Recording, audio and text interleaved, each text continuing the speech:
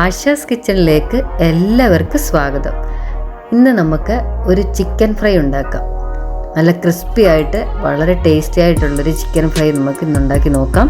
പല രീതിയിലും chicken fry ഉണ്ടാക്കും. നമുക്ക് ഇന്ന് ഈ രീതിയിലൊന്ന് ഉണ്ടാക്കി നോക്കാം. നിങ്ങൾക്ക് എല്ലാവർക്കും ഇഷ്ടപ്പെടും.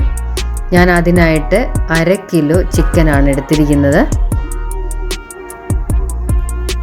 1/2 കിലോ ചിക്കൻ നന്നായി കഴുകി വൃത്തിയാക്കിയതിന് ശേഷം അതിലേക്ക് ഒരു അരപ്പ് തയ്യാറാക്കാം.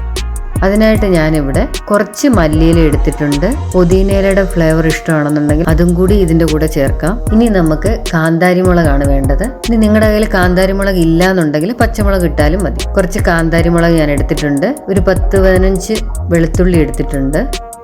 ഒരു വലിയ കഷ്ണം ഇഞ്ചി എടുത്തിട്ടുണ്ട്. ഇതെല്ലാം കൂടി നമുക്ക് നന്നായിട്ട് അരച്ചിട്ട് വരാം. ഒരു മിക്സിയുടെ ജാറിലേക്ക് ഇതെല്ലാം കൂടി നമുക്ക് ഇട്ട് കൊടുക്കാം. അതിനുശേഷം 1 ടീസ്പൂൺ പെരുംജീരകം, ഒരു മുട്ട, ഇതും കൂടി ചേർത്തിട്ട് നമുക്ക് നല്ല പേസ്റ്റായിട്ട് അരച്ചിട്ട് വരാം. ഇനി നമുക്ക് ചിക്കനിലേക്ക് ആവശ്യമായിട്ടുള്ള ഉപ്പിട്ട് കൊടുക്കാം. മഞ്ഞൾപ്പൊടി 1/2 ടീസ്പൂൺ, മുളക് പൊടി 1/2 ടീസ്പൂൺ, 1 ടീസ്പൂൺ ലെമൺ ജ്യൂസ്, ഇതെല്ലാം കൂടി ഇട്ട് നന്നായിട്ട് മിക്സ് ചെയ്യണം. ചിക്കനിലേക്ക് നന്നായിട്ട് മസാല പിടിപ്പിച്ചതിന് ശേഷം നമുക്കൊരു 5-10 മിനിറ്റോളം റെസ്റ്റ് ചെയ്യാൻ വെക്കാം. ഇനി നമുക്ക് നേരത്തെ അരച്ച് വെച്ചിരിക്കുന്ന പേസ്റ്റ് ചിക്കനിലേക്ക് ഇട്ട് കൊടുക്കാം.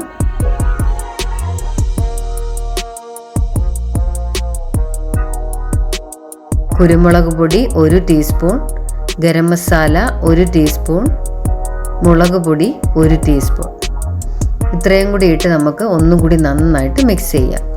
ഞാനിവിടെ കുറച്ച് വെജിറ്റബിൾ ഓയിൽ കൂടി ഇതിലോട്ട് ഒഴിച്ചു കൊടുത്തിട്ടാണ് മിക്സ് ചെയ്തിരിക്കുന്നത്. 1 ടീസ്പൂൺ വെജിറ്റബിൾ ഓയിൽ ഒഴിച്ചാൽ മതി. ഇനി ഞാനിതിവിടെ 1/2 മണിക്കൂർ റെസ്റ്റ് ചെയ്യാൻ വെക്കുന്നുണ്ട്. ഇതിപ്പോൾ ഞാൻ 1/2 മണിക്കൂർ റെസ്റ്റ് ചെയ്യാൻ വെച്ചിരിക്കുന്ന ചിക്കന് ഇനി ഫ്രൈ ചെയ്യാൻ എടുക്കുന്ന സമയത്ത് നമുക്ക് കോൺഫ്ലോർ ഇട്ട് കൊടുക്കാം. ഞാനിവിടെ 2 ടേബിൾ സ്പൂൺ കോൺഫ്ലോർ ഇട്ട് കൊടുത്തിട്ടുണ്ട്. നന്നായിട്ട് ചിക്കനിലേക്ക് നന്നായിട്ട് പിടിപ്പിച്ചെടുക്കണം. ചൂടായ പാനിലേക്ക് വെളിച്ചെണ്ണയാണ് ഞാൻ ഒഴിച്ചു കൊടുത്തിരിക്കുന്നത്. വെളിച്ചെണ്ണ നന്നായിട്ട് ചൂടാകുന്ന സമയത്ത് കുറച്ച് കറിവേപ്പില ഇട്ട് കൊടുക്കുക. കറിവേപ്പില നല്ലതായിട്ട് ഫ്രൈ ചെയ്തെടുക്കണം. കറിവേപ്പില നമ്മൾ ഫ്രൈ ആവുന്ന സമയത്ത് ഈ വെളിച്ചെണ്ണയിലും നല്ലൊരു കറിവേപ്പിൻ്റെ ഫ്ലേവർ കിട്ടും. ജസ്റ്റ് ഒന്ന് ഫ്രൈ ആയിട്ട് നമുക്കിതൊന്ന് കോരി മാറ്റാം. ഇനി നമുക്ക് ചിക്കൻ്റെ ഓരോ പീസസും എണ്ണയിലേക്ക് വെച്ച് കൊടുക്കാം. ഇപ്പോൾ ഞാൻ തീ ഹൈ ഫ്ലെയിമിലാണ് ഇട്ടിരിക്കുന്നത്. എല്ലാ പീസസും വെച്ച് കൊടുക്കാം. ഒരു സൈഡ് നന്നായിട്ട് ഫ്രൈ ആയി കിട്ടുമ്പം നമ്മൾ ഫ്ലെയിം കുറയ്ക്കണം. ഇനി നമുക്ക് ചിക്കനൊക്കെ ഒന്ന് തിരിച്ചിട്ട് കൊടുക്കാം.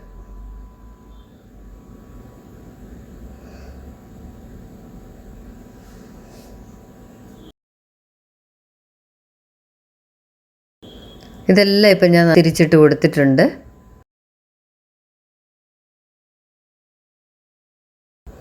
ഇപ്പം എല്ലാം നന്നായിട്ട് ഫ്രൈ ആയി വന്നിട്ടുണ്ട്. ഇനി നമുക്ക് എണ്ണയിൽ നിന്നത് കോരി മാറ്റാം. കണ്ടില്ലേ, നല്ലപോലെ ക്രിസ്പി ആയിട്ടുള്ള ചിക്കനാണിത്.